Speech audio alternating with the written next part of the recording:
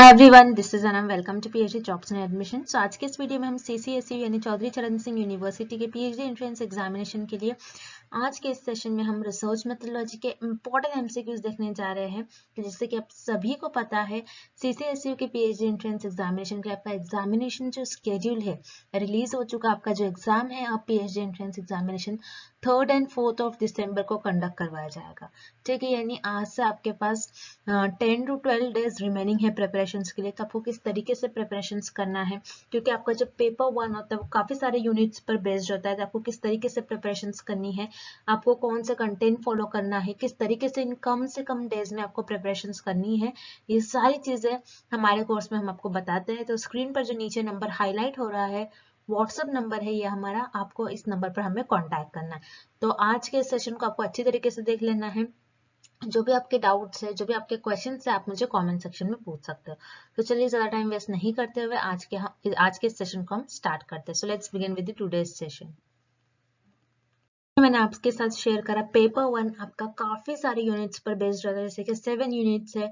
Research methodology, mathematical reasoning, data interpretation, ICT, communication. तो इस तरीके से आपके 7 यूनिट्स पर पेपर 1 बेस्ड होता है, जिसमें हम आपको video lectures, notes, mock test, revision MCQs, PDF, ये सारी चीजें आपको एक ही जगह पर हम प्रोवाइड करते हैं विथ मिनिमम प्राइस। ठीक है, मिनिमम प्राइस में हम आपको ज्यादा से ज्यादा चीजें प्रोवाइड करने की कोशिश करते हैं, जिससे कि आप स्क्रीन पर देख सकते हो। ये सारा कंटेंट आपको हम बायलिंगुअल लैंग्वेजेस में प्रोवाइड करते हैं, यानी Hindi as well as in English, दोनों लैंग्वेज में आपको ये कंटेंट देखने मिलेगा। और यहाँ पर इस कंटेंट की हम गारंटी देते हैं कि हम आपको इतना प्रिपेयर करवा देंगे कि आप एटलीस्ट पासिंग मार्क्स तक मार्क्स स्कोर कर सको। तो हमारे कोर्स में जो हम आपको गाइड करते रहते हैं, हमारे जो एक्सपर्ट्स होते हैं, हमारे जो टीचर्स की टीम है, वो आपको इतना गाइड करवा देते हैं कि आप एटलीस्ट पासिंग मार्क्स तक तो मार्क्स स्कोर कर सको। तो हम आपको टाइम टू टाइम प्रॉपरली सारी चीजें बताते रहते हैं, उसका आपको कोई टेंशन लेने की जरूरत नहीं है। जैसे भी आपके नोटिफिकेशन आते हैं यूनिवर्सिटी की तरफ से, वो भी हम आपको टाइम टू टाइम बताते रहते हैं। तो याद रखना है, आपको ज्यादा से ज्यादा टाइम नहीं रहेगा आपके पास, जल्द से जल्द आपको प्रिपरेशन को स्टार्ट करना है। तो स्क्रीन पर जो नंबर नजर आ रहा है इस पर आप व्हाट्सएप के थ्रू हमें कांटेक्ट कर सकते हो, या फिर आप हमारे ऐप के थ्रू भी स्टडी मटेरियल को एक्सेस कर सकते हो, जिसके लिए लिंक मैंने आपके साथ नीचे comment section as well as description box में भी शेयर कर रखा है। So that's it and let's begin with today's session. Classifying a person on the basis of his attribute is an example of। तो इस क्वेश्चन में हमें क्या पूछा जा रहा है कि आप किसी भी पर्सन के एट्रीब्यूट्स को आप क्लासिफाई कर रहे हो, तो ये किस वेरिएबल का एग्जाम्पल होगा। ठीक है, तो जैसे मान लीजिए कोई पर्सन है, आप उसके एट्रीब्यूट को आप क्लासिफाई कर रहे हो। एट्रीब्यूट क्या बेसिकली कि क्वालिटीज क्या है, वो पर्सन किस तरीके से है, उसमें उस पर्सन में क्या क्या क्वालिटीज है। जैसे मान लीजिए फॉर एग्जांपल एक कोई पर्सन है, वो ऑनेस्ट है, ओके, वो पर्सन जो है वो हार्ड वर्किंग है, ब्यूटीफुल है, ठीक है, गुड लुकिंग है। तो ये क्या है, उस पर्सन की क्वालिटीज है। ठीक है, आप किसी भी पर्सन की क्वालिटीज को आप डिस्क्राइब कर रहे हो, उसको क्लासिफाई कर रहे हो, तो ये कौन से वेरिएबल का एग्जांपल होगा, ये हमें इस क्वेश्चन में फाइंड आउट करना है। उससे पहले आपको 4 ऑप्शंस दिए गए हैं, काफी इंपॉर्टेंट वेरिएबल्स है यहाँ पर। तो हम हर एक वेरिएबल को स्टडी करेंगे और देखेंगे कि इस क्वेश्चन का आपका राइट आंसर क्या होने वाला है। तो यहाँ पर अगर हम फर्स्ट वेरिएबल को देखते हैं तो ये होता है डिस्क्रीट वेरिएबल। डिस्क्रीट वेरिएबल का मतलब, जैसे फॉर एग्जांपल आप स्टूडेंट के ग्रेड्स को मेजर कर रहे हैं, आप देख रहे हो कि क्लास में टोटल कितने स्टूडेंट्स हैं।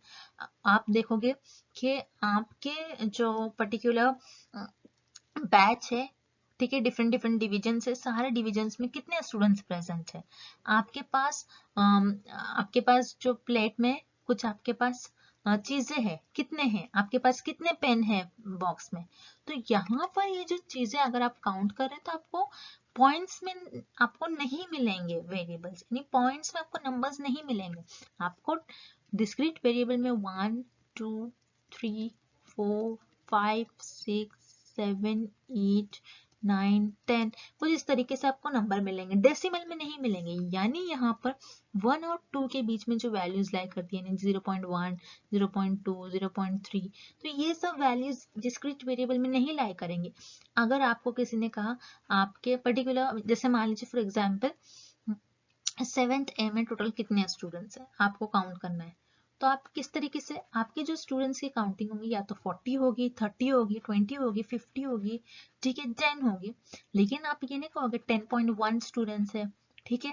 और यू कैन आप ऐसा नहीं बोल सकते हो कि 3.4 स्टूडेंट्स है, आप एक होल नंबर बोलेंगे 1 2 3 4 या फिर 10 है, 20 है, 30 है, तो इसको हम कहते हैं डिस्क्रीट वेरिएबल। कंटिन्यूअस वेरिएबल क्या होता है? कंटिन्यूअस वेरिएबल में हर एक वैल्यू पॉसिबल होती है, जैसे 1 0.1 0.2 0.3, ठीक है।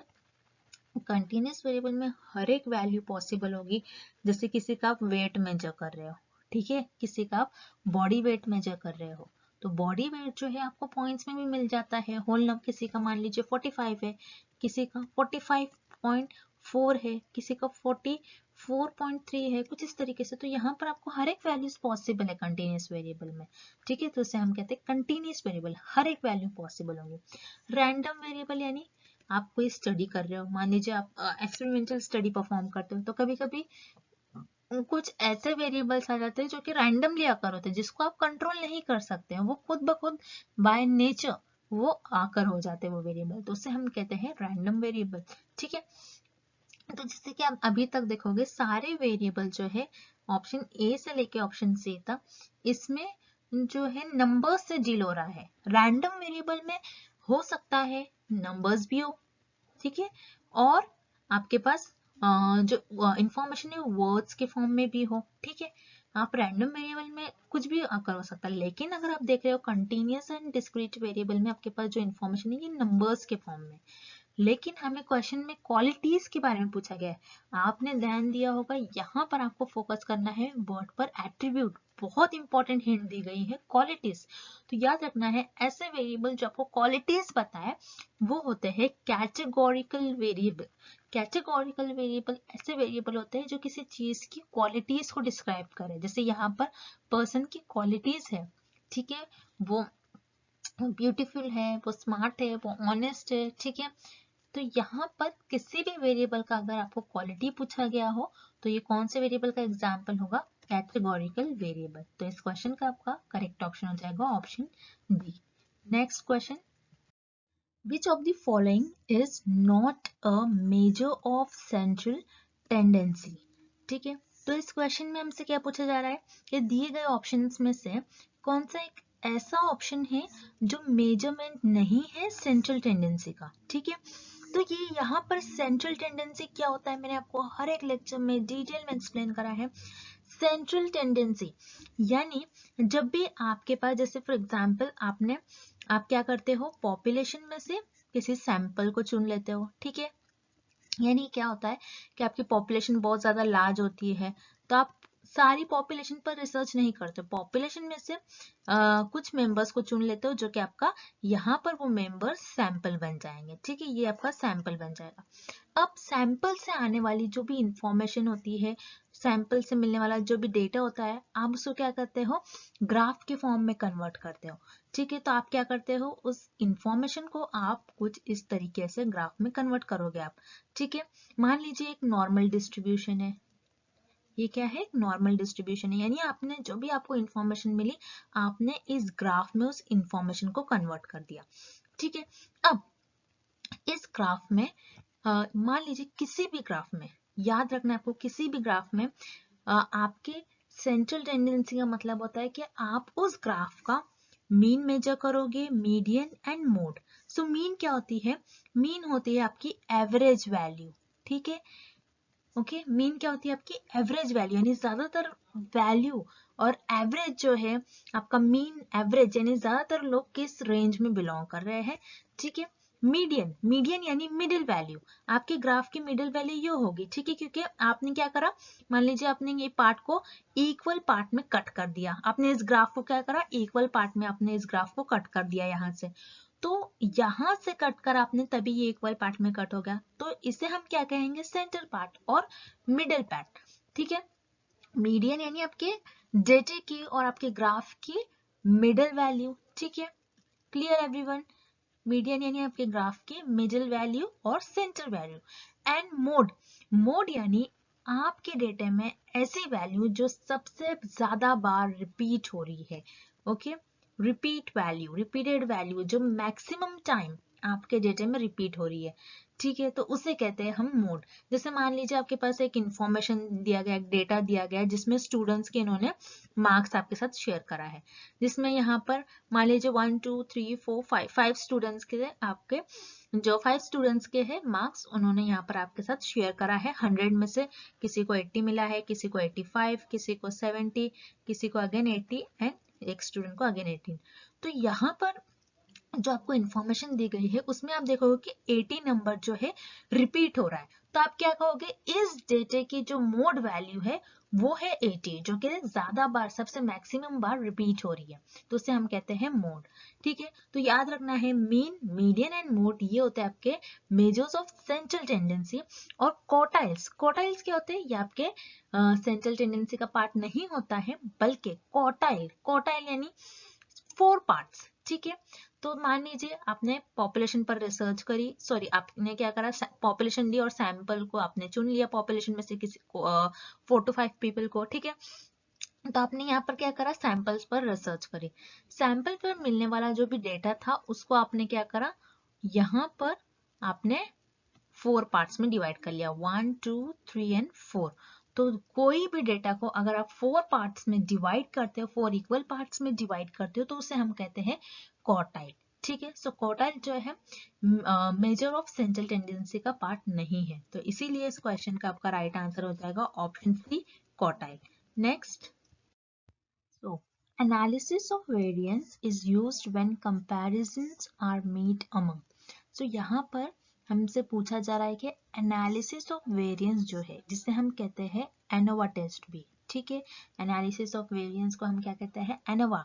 ठीक है, सो एनोवा टेस्ट हम कब यूज करते हैं, हम कितने ग्रुप्स को एनोवा टेस्ट में कंपेयर करते हैं। तो मैंने यहाँ पर इस पर डिटेल में भी वीडियो बनाया है, आपके हर एक टेस्ट पर आप वो वीडियो जाकर अच्छी तरीके से देख लीजिएगा। ठीक है, एनालिसिस ऑफ वेरिएंस, उसमें क्या करते हैं आप, वेरिएंस को एनालिसिस करते हैं। ठीक है, यानी आप क्या करते हैं, डिफरेंट डिफरेंट ग्रुप्स के मीन को ऑब्जर्व करते हैं। ठीक है, तो रिमेंबर एनालिसिस ऑफ वेरिएंस में आप क्या होता है, आपके पास मोर देन 2 ग्रुप्स होते हैं, यानी आप 2 या फिर 2 से ज्यादा ओके सैंपल्स के मीन को कंपेयर कर सकते हो।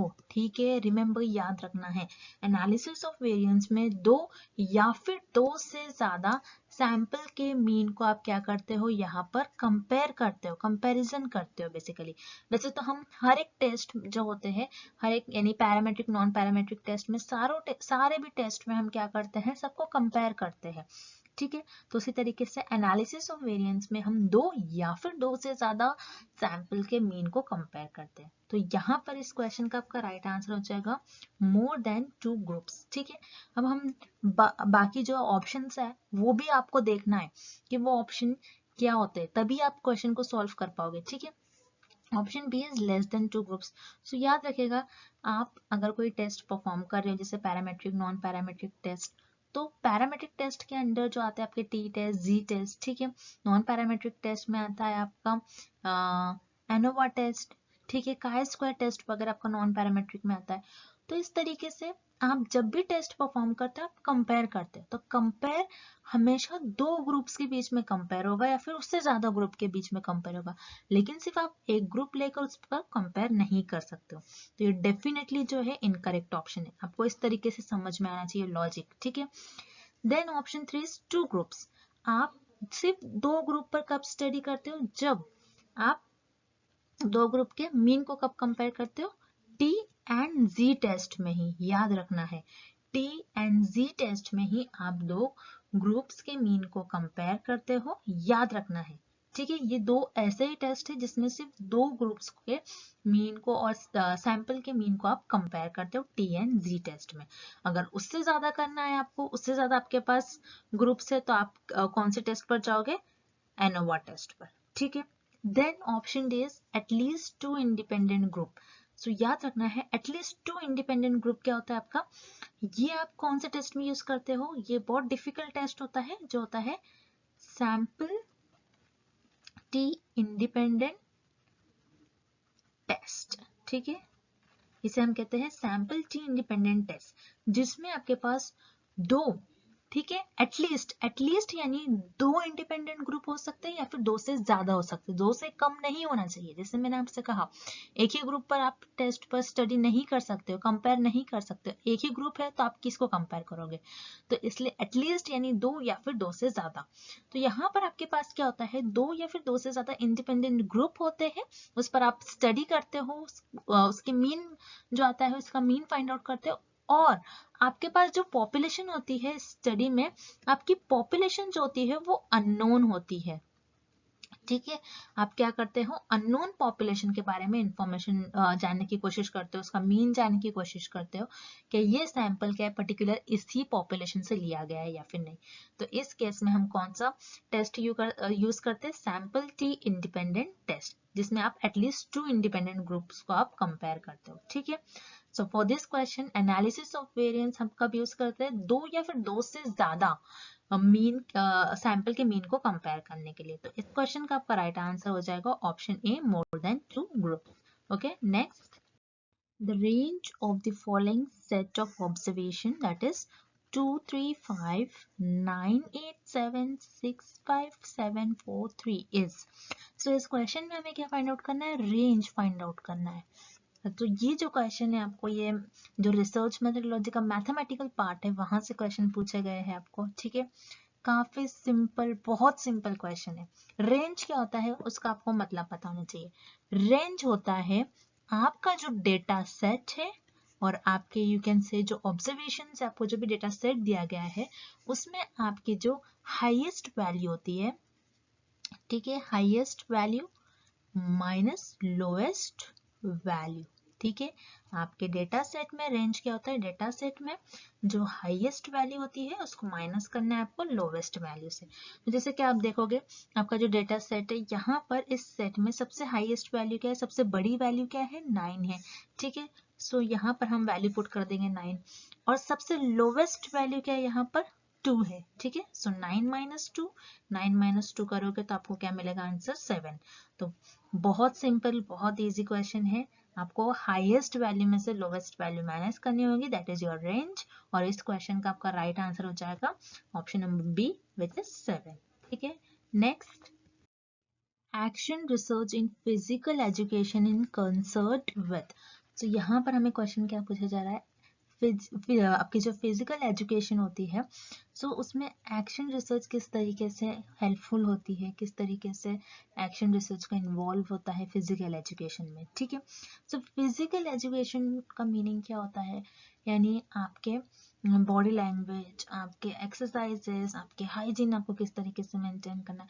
तो ज़रूरी नहीं है कि फिजिकल एजुकेशन आप ग्राउंड में जाते हो तो आपको बस आपकी जो एक्टिविटीज़ है वो सिर्फ ग्राउंड में ही कराया जाए, नहीं, आपके ग्राउंड में भी हो सकती है एक्टिविटीज़, आपके प्ले ग्राउंड में भी हो सकती है, आपके क्लासरूम में भी हो सकती है। कुछ एक्टिविटीज़ आपको आपसे टीचर करा सकती है क्लासरूम में ही, कुछ आपको हेल्थ रिलेटेड आपको जो इश्यूज है वो बता सकती है फिजिकल एजुकेशन में। ठीक है, तो बहुत सारे पॉइंट्स आते हैं आपके फिजिकल एजुकेशन में। तो याद रखना है, कभी भी एजुकेशन से रिलेटेड आपको जो भी आपको चाहे वो फिजिकल एजुकेशन हो, चाहे वो आपकी कौन सी भी टाइप की एजुकेशन हो, कभी भी एजुकेशन में अगर कुछ भी आपकी प्रॉब्लम आ रही तो मेनली एजुकेशन में एक्शन रिसर्च यूज करी जाती है। तो एक्शन रिसर्च, जैसे कि action, action word means immediate, आप एक्शन कर रहे हो कुछ, तो यहाँ पर आपको क्या वर्ड देखना है, इमीडिएट, इमीडिएट वर्ड पर आपको फोकस करना है, इमीडिएट क्लासरूम प्रॉब्लम। ठीक है, तो याद रखना है एक्शन रिसर्च एजुकेशन फील्ड में काफी यूज करी जाती है, जिसका हम इमीडिएटली उस प्रॉब्लम का सोल्यूशन फाइंड आउट करते हैं। तो याद रखना है, एक्शन रिसर्च से रिलेटेड आपको एग्जाम में जो भी क्वेश्चन आता है तो आपको बस आंसर में इमीडिएट यही वर्ड आपको देखना है, काफी इंपॉर्टेंट है। ठीक है, अगर आपको ऑप्शन में कहीं भी इमीडिएट, इमीडिएटली ये वर्ड दिखाई देता है तो आपको डायरेक्टली बिना कुछ सोचे समझे उस क्वेश्चन का आंसर आपको मार्क कर देना है। ठीक है, अब हम यहाँ पर जैसे कि क्वेश्चन में पूछा जा रहा है कि एक्शन रिसर्च जो है जनरली आपके क्लासरूम में एजुकेशन फील्ड में एक्शन रिसर्च का यूज करा जाता है, जिसका इमीडिएटली उस प्रॉब्लम का सोल्यूशन निकाला जाता है। ठीक है, देन नेक्स्ट, यहाँ पर जो इनकरेक्ट ऑप्शन है उससे भी हम देख लेते हैं। Option A here is coordination. Coordination का मतलब क्या होता है कि सारे डिफरेंट डिफरेंट चीजों को, या फिर यू कैन से कोऑर्डिनेशन ये बेसिकली आपके साइंस केमिस्ट्री का ये टर्म है जिसमें आप क्या करते हो, डिफरेंट डिफरेंट जो एलिमेंट्स होते हैं उनको आप एक जगह एकत्र करते हो, एक जगह आप इकट्ठा करते हो, ठीक है। तो कोऑर्डिनेशन यहाँ पर ये तो क्वेश्चन का आंसर नहीं होगा। Then option B experimental studies. Experimental studies कब यूज करते हैं, आप एक्सपेरिमेंट परफॉर्म करते हैं तो जरूरी नहीं है आपको उसका इमीडिएट रिप्लाई मिले, ठीक है। यस, कुछ एक्सपेरिमेंट का इमीडिएट आपको आंसर भी मिलता है, लेकिन कुछ एक्सपेरिमेंट्स आप देखोगे तो कोई कुछ एक्सपेरिमेंट्स जो होते हैं 2 days 3 days, कुछ 6 months तक भी चलते हैं एक्सपेरिमेंट, 1 year तक भी एक्सपेरिमेंट चलते हैं, ठीक है। जो आपके ड्रग्स पर एक्सपेरिमेंट बेसिकली होता है वो तो 1 year 2 year तक आपका एक्सपेरिमेंट्स चलते हैं। तो जरूरी नहीं है कि एक्सपेरिमेंट्स में आपके इमीडिएट आपको रिस्पॉन्स मिले। तो यहाँ पर आपका ऑप्शन बी भी इनकरेक्ट होगा। Then option C is laboratory problem, यानी आप लैब्स में कुछ प्रॉब्लम आती है। नो, लैब्स में अगर कुछ प्रॉब्लम आती है तो उसके लिए भी जरूरी नहीं कि आप इमीडिएटली उस प्रॉब्लम का सलूशन फाइंड आउट करो। तो यहाँ पर आपका ऑप्शन सी भी इनकरेक्ट है। तो याद रखना है फिजिकल एजुकेशन में एक्शन रिसर्च किस तरीके से हेल्प करती है कि वो इमीडिएटली हमारे प्रॉब्लम्स को सॉल्व करती है। तो इसीलिए इस क्वेश्चन का करेक्ट ऑप्शन हो जाएगा option D, immediate classroom problem. Next, which of the following is the highest level of significance. ठीक है, तो यहाँ पर हमें लेवल ऑफ सिग्निफिकेंस के कुछ वैल्यूज दिए गए हैं और हमें पता करना है कि इनमें हाईएस्ट लेवल ऑफ सिग्निफिकेंस क्या होता है। तो याद रखना है, बहुत इंपॉर्टेंट है, बहुत इजी भी है, बस आपको याद रखना है। कॉन्सेप्ट बहुत इजी है। Level of significance, level of significance का मतलब क्या होता है कि रिसर्चर जो है जब भी आप अपने रिसर्च को स्टार्ट करते हैं तो रिसर्चर जो है लेवल ऑफ सिग्निफिकेंस डिसाइड कर लेते हैं पहले से, ठीक है, जिसे हम कहते हैं, अगर आम भाषा में कहा जाए तो एरर्स हो सकते हैं। यानी रिसर्चर रिसर्च करने से पहले रिसर्चर कुछ लेवल ऑफ सिग्निफिकेंस डिसाइड कर लेते हैं। तो सिर्फ दो ही वैल्यू होती है लेवल ऑफ सिग्निफिकेंस की, तो उसमें होता है रिसर्चर या तो 1% लेवल ऑफ सिग्निफिकेंस सेट करता है या तो 5%, ठीक है। सो अगर रिसर्चर 1% लेवल ऑफ सिग्निफिकेंस रख रहा है, मतलब रिसर्चर से उस रिसर्च में सिर्फ 1% एरर, मिस्टेक या फिर यू कैन से कुछ उनसे गलती होने की चांसेस है, ठीक है। यानी इस केस में अगर आपने 1% लेवल ऑफ सिग्निफिकेंस सेट कर दिया तो इस केस में आपकी जो रिजल्ट है, आपके रिसर्च के जो रिजल्ट है वो क्या है, 99% क्या हो जाएंगे, करेक्ट हो जाएगा, ठीक है। अगर रिसर्चर ने जो लेवल ऑफ सिग्निफिकेंस है अपनी रिसर्च में 5% डिसाइड कर लिया, यानी रिसर्चर ने रिसर्च स्टार्ट करने से पहले ये बता दिया कि मैं अपने रिसर्च में 5% एरर आने के चांसेस मानूंगा, यानी 5% एरर मेरी रिसर्च में हो सकते हैं। तो इसका मतलब यहाँ पर क्या हो गया, 95% जो होगा, जो रिजल्ट आएगा रिसर्चर का वो करेक्ट होगा, इसमें यहाँ पर रिसर्चर श्योर होगा, ठीक है। तो याद रखना है लेवल ऑफ सिग्निफिकेंस रिसर्चर जब भी रिसर्च स्टार्ट करते हैं उससे पहले सेट करते हैं। सो लेवल ऑफ सिग्निफिकेंस जो है सिर्फ दो वैल्यू पर सेट करा जाता है, 1% या फिर और 5%, ठीक है, 1% या और फिर 5%। 1% सेट हो रहा है यानी सिर्फ 1% मिस्टेक्स होने के रिसर्चर से चांसेस है, 5% का मतलब है 5% रिसर्चर से एरर और मिस्टेक्स होने के चांसेस है, लेकिन 99% करेक्ट रिसर्च होगी, रिसर्च के रिजल्ट जो होंगे 99% करेक्ट होंगे एंड 95% करेक्ट रिजल्ट तब होंगे जब रिसर्चर के एरर्स जो होंगे 5% होंगे, ठीक है। तो इस तरीके से यहाँ पर आपको जो वैल्यूज दिए गए परसेंटेज में नहीं दिए गए, डेसिमल में दिए गए, ठीक है। तो 0.01 का मतलब होता है 1%, ठीक है। 0.002 का मतलब होता है 0.2%, 0.05 का मतलब होता है 5% और 0.001 का मतलब होता है 0.1%। तो यहाँ पर हमने क्या देखा, हाईएस्ट लेवल ऑफ सिग्निफिकेंस क्या होती है रिसर्च में, 1%, ठीक है। 1% को हम कहते हैं हाईएस्ट लेवल ऑफ सिग्निफिकेंस, 5% को कहते हैं हम लोवेस्ट लेवल ऑफ सिग्निफिकेंस। क्यों इसे हम 1% को हाईएस्ट कह रहे हैं, क्योंकि यहाँ पर आप देखोगे तो हमारे जो रिजल्ट है 99% करेक्ट आ रहे हैं और 5% को हम लोवेस्ट लेवल ऑफ सिग्निफिकेंस क्यों कहेंगे, यहाँ पर अगर आप देखोगे तो 95% जो है रिसर्चर के रिजल्ट करेक्ट आ रहे हैं। तो किस केस में रिसर्चर के रिजल्ट ज्यादा करेक्ट आ रहे हैं वो उससे डिसाइड करा जाता है हाईएस्ट या फिर लोवेस्ट लेवल ऑफ सिग्निफिकेंस। तो यहाँ पर अगर आपने 1% सेलेक्ट करा तो आपके रिजल्ट क्या होंगे, इस केस में 99% करेक्ट होंगे। तो इसीलिए हाईएस्ट लेवल ऑफ सिग्निफिकेंस कहा जाता है 1% को, ठीक है, और 5% को लोवेस्ट लेवल ऑफ सिग्निफिकेंस कहा जाता है। सो इस क्वेश्चन में हमें हाईएस्ट लेवल ऑफ सिग्निफिकेंस पूछा जा रहा है, इसीलिए इस क्वेश्चन का राइट ऑप्शन हो जाएगा option A 0.01। Okay, next, in which research method the researcher investigate the causes of event on the basis of effect। so इस क्वेश्चन में क्या पूछा जा रहा है कि कौन से रिसर्च मेथड में रिसर्चर जो है इन्वेस्टिगेट करते हैं, कब, जब वो इवेंट हो जाता है, ठीक है, event on the basis of effect, उस इवेंट का और यू कैन से उस सिचुएशन का इफेक्ट दिख जाता है, उसके बाद रिसर्चर उस टॉपिक पर, उस इवेंट पर इन्वेस्टिगेट करते हैं। यानी इन्वेस्टिगेशन यानी क्या, रिसर्च करना, ठीक है, इंफॉर्मेशन और फर्दर पता करना कि क्यों वो फेनोमेना और क्यों वो इवेंट अकर हुआ, किस वजह से ये इफेक्ट हुआ है, ठीक है। तो याद रखना, जब भी कोई फेनोमेना, कोई इवेंट अकर हो जाता है, उसके बाद, अकर होने के बाद अगर रिसर्चर रिसर्च कर रहा है, इन्वेस्टिगेशन कर रहा है, तो उस रिसर्च को हम कहते हैं x post facto research method.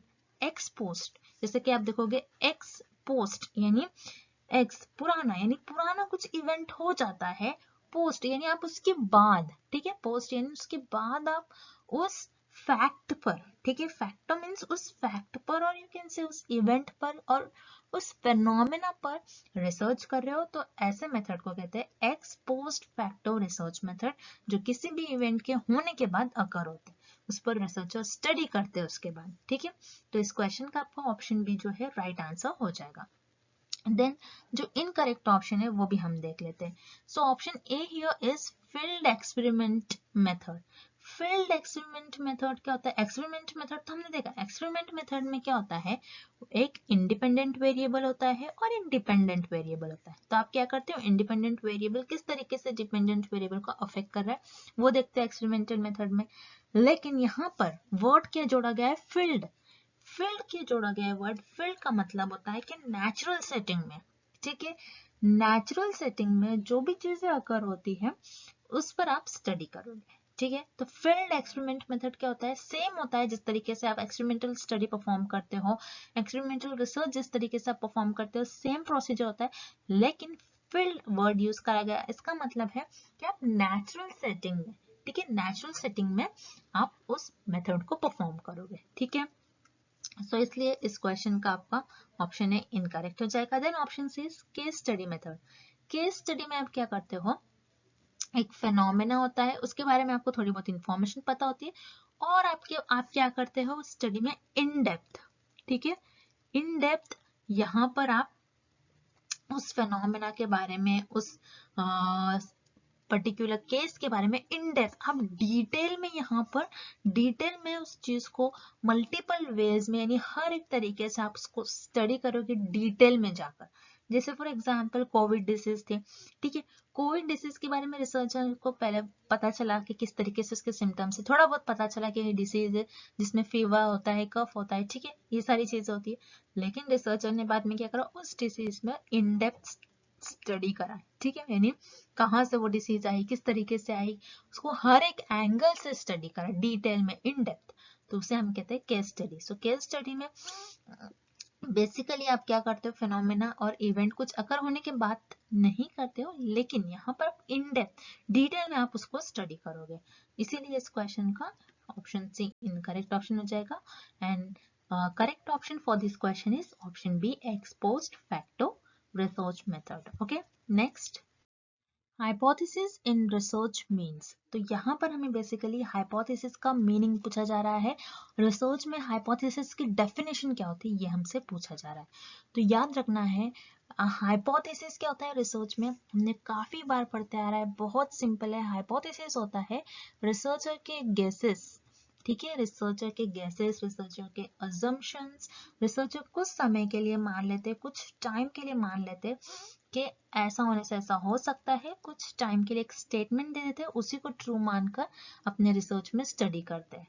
ठीक है, तो याद रखना है, जैसे कि आप यहाँ पर देखोगे ऑप्शन ए में आपको करेक्ट डेफिनेशन दी गई, intellectual guess temporary accepted as true. ठीक है, तो इस सेंटेंस का बहुत सिंपल वे में आपको मीनिंग समझा दो। इंटेलेक्चुअल गेस यानी आप उस टॉपिक में आप इंटरेस्टेड हो, आप उस फेनोमेना को आप अंडरस्टैंडिंग के बेसिस पर आपने उसको अंडरस्टैंड करा, आपने कुछ कॉन्सेप्ट है उसको अंडरस्टैंड करके ही गेस करा। आपने ऐसा नहीं कि आपको कोई आकर बोल रहा है कि ये फेनोमेना इस तरीके से वर्क करता है, आपने उनके बेसिस पर नहीं, आपको जो लग रहा है, आपकी जो नॉलेज है, आपकी जो इंफॉर्मेशन है, ठीक है, इंटेलेक्चुअल एक सोच समझ कर, ठीक है, डिसीजन लेना, गेस करना। टेम्परली एक्सेप्टेड यानी कुछ समय के लिए रिसर्चर उस गेस को ट्रू मान लेते हैं। ठीक है, कुछ समय के लिए इस जो भी गेस रिसर्चर के होते हैं वो कुछ समय के लिए वो ट्रू मान लेते हैं। ठीक है, यहाँ पर टेम्परली वर्ड यूज करा गया, परमानेंटली नहीं। ठीक है, यानी कुछ समय के लिए उसे ट्रू मानते हैं, फिर उसके बाद उस स्टेटमेंट को और उस गेस को रिसर्च अपने रिसर्च में डिफरेंट मेथड्स यूज कर टेस्ट करते हैं। अगर वो रिसर्चर का गेस ट्रू हो गया तो वो रिसर्च एक्सेप्ट हो जाएगी, अगर फॉल्स हो गया तो आपकी हाइपोथेसिस रिजेक्ट हो जाती है। ठीक है, तो इस तरीके से हाइपोथेसिस की जो डेफिनेशन है, जो करेक्ट मीनिंग है, ये आपको ऑप्शन ए में दिया गया है। ठीक है, और जो इनकरेक्ट ऑप्शन है उससे भी हम एक बार देख लेते हैं। Option be here is information gained from others. ठीक है, आपने क्या करा, मैंने जिस हिसाब से कहा, आपको किसी भी और की इंफॉर्मेशन नहीं, आप किसी और से इंफॉर्मेशन ले रहे हो और फिर आप आपकी हाइपोथेसिस डिसाइड कर रहे हो, फिर आप गेस कर रहे हो, तो ये गलत होता है। ठीक है, तो यहाँ पर आपका ऑप्शन बी इनकरेक्ट है। Then option C, answer to the questions, नहीं, किसी भी क्वेश्चन का आंसर करना ये हाइपोथेसिस नहीं होता है। So here option C is incorrect. Then option D is research proceeding. नहीं, रिसर्च को आप प्रोसीड नहीं करें, रिसर्च को आगे बढ़ाना ये हाइपोथेसिस नहीं होता है, बल्कि हाइपोथेसिस गेसेस होते हैं। रिसर्चर के टेम्परेली रिसर्चर उससे ट्रू मानकर अपनी रिसर्च को आगे बढ़ाते हैं। तो यहाँ पर रिसर्च प्रोसीडिंग भी रॉन्ग आंसर हो जाएगा और इस क्वेश्चन का आपका करेक्ट ऑप्शन हो जाएगा option A, intellectual guess temporary accepted as true. Okay, next, the value of correlation coefficient will always be। तो इस क्वेश्चन में हमें क्या पूछा जा रहा है कि कोरिलेशन कोएफिशिएंट जो होता है उसकी वैल्यू हमेशा क्या होगी। ठीक है, ऑलवेज भी पूछा जा रहा है। तो याद रखना है, कोरिलेशन रिसर्च में कोएफिशिएंट होता है जिसको हमने काफी लेक्चर्स में पढ़ते आ रहे हैं, कोरिलेशन कोएफिशिएंट। ठीक है, कोरिलेशन कोएफिशिएंट क्या होता है, ये बताता है आपके जो कोरिलेशन रिसर्च में वेरिएबल्स है वो परफेक्टली पॉजिटिव या फिर परफेक्टली नेगेटिव कोरिलेटेड, दो वेरिएबल एक दूसरे से किस तरीके से कोरिलेटेड है, किस तरीके से उनके बीच में संबंध है, उससे वो बताता है आपका कोरिलेशन कोएफिशिएंट। तो याद रखना है, कोरिलेशन कोएफिशिएंट की वैल्यू हमेशा -1 से +1 के बीच में लाई करेगी और यहाँ पर आपका सेंटर में 0 वैल्यू होगी। ठीक है, तो कोरिलेशन कोएफिशिएंट की वैल्यू हमेशा -1 से +1 के बीच में लाई करती है। अब -1 का मतलब होता है इधर जो वेरिएबल्स है आपके कोरिलेशन रिसर्च में वो एक दूसरे से किस तरीके से कोरिलेटेड है, परफेक्ट नेगेटिवली कोरिलेटेड। ठीक है, अगर कोरिलेशन रिसर्च में आपका कोरिलेशन कोएफिशिएंट जो है उसकी वैल्यू +1 होती है, इसका मतलब होता है कि वेरिएबल्स किस तरीके से कोरिलेटेड है, परफेक्ट पॉजिटिवली।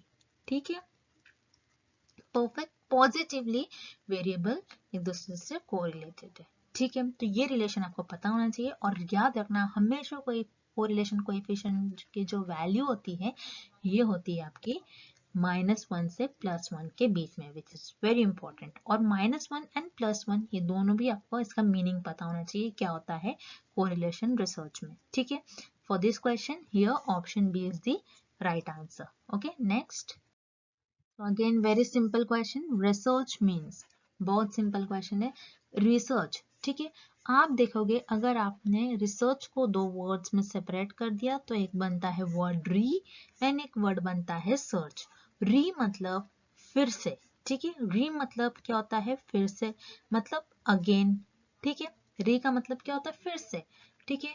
रीयूज करना, आपने क्या करा, वो मटेरियल को फिर से यूज करा, ठीक है। तो री का मतलब होता है अगेन, एंड सर्च मतलब टू फाइंड, ठीक है। और टू सर्च यानी खोजना, किसी चीज को फाइंड आउट करना, ठीक है। तो रिसर्च का मीनिंग होता है टू सर्च अगेन, ठीक है। यानी कोई भी चीजों को, कोई भी फेनोमेना को आप क्या कर रहे हो, फिर से सर्च कर रहे हो। एक फेनोमेना आपके पास, मान लीजिए आपके पास एक टॉपिक है, ठीक है, उस टॉपिक की इंफॉर्मेशन आपके पास कुछ है, ठीक है। अब वो जो टॉपिक होता है उसमें भी सब इंफॉर्मेशन होती है, उसमें भी कुछ पार्ट्स होते हैं जिसमें रिसर्च नहीं की गई है। तो आप क्या करोगे, इसी टॉपिक को आप लोगे, इस टॉपिक में से सब टॉपिक आप देखोगे कि किस पर रिसर्च नहीं करी गई। सो आप वो देखो, वो टॉपिक लोगे, उसके बारे में थोड़ी बहुत इंफॉर्मेशन होती है, आपको लगता है कि फर्दर इसके बारे में और आगे भी इंफॉर्मेशन होनी चाहिए, ये फेनोमेना यही नहीं रुकना चाहिए, ये इक्वेशन जो है इसको हमको और सॉल्व करना चाहिए। तो रिसर्चर क्या करते हैं, जो पुरानी इंफॉर्मेशन होती है और जो भी पुराने फील्ड में कुछ ना कुछ इंफॉर्मेशन होती है उसका यूज कर कर आगे फिर से उस टॉपिक पर सर्च करते हैं, रिसर्च करते हैं, ठीक है। यानी रिसर्च का मतलब है फिर से सर्च करना, ठीक है, टू सर्च अगेन। सो इस क्वेश्चन का आपका राइट आंसर हो जाएगा option A, to search again. और जो डिफरेंट ऑप्शन है उसे भी हम देख लेते हैं, काफी सिंपल क्वेश्चन है। टू डिस्कवर समथिंग, आपने कुछ डिस्कवर करा, लेकिन किस तरीके, रिसर्च का मेन मीनिंग क्या है ये पूछ रहा है हमसे, तो यहाँ पर ऑप्शन बी इनकरेक्ट हो जाएगा। Then option C, to discover that is lost, ऐसी चीजें आप कभी भी रिसर्च में नहीं फाइंड आउट करते जो लॉस्ट हो, ठीक है। और अगेन लॉजिकली यहाँ पर ये क्या है, ऑप्शन इनकरेक्ट है। टू डिस्कवर न्यू आइडियाज, ठीक है, न्यू आइडियाज को डिस्कवर करना, ये जो होता है रिसर्च में, ये फंडामेंटल जो रिसर्च होती है, ठीक है। फंडामेंटल रिसर्च में, रिसर्च का टाइप होता है एक फंडामेंटल रिसर्च, इसमें आप न्यू आइडियाज, न्यू थियरीज वगैरह को लॉन्च करते हो, बताते हो कि किस तरीके से आप डिस्कवर कर रहे हो, ठीक है। लेकिन रिसर्च का मतलब नहीं होता है कि to discover new idea, research का मतलब होता है to search again, to find out something again, ठीक है। तो इस क्वेश्चन का आपका ऑप्शन ए जो है, इस क्वेश्चन का आपका राइट आंसर हो जाएगा to search again. And thank you for watching this video. Good luck with your preparation and see you tomorrow with another video.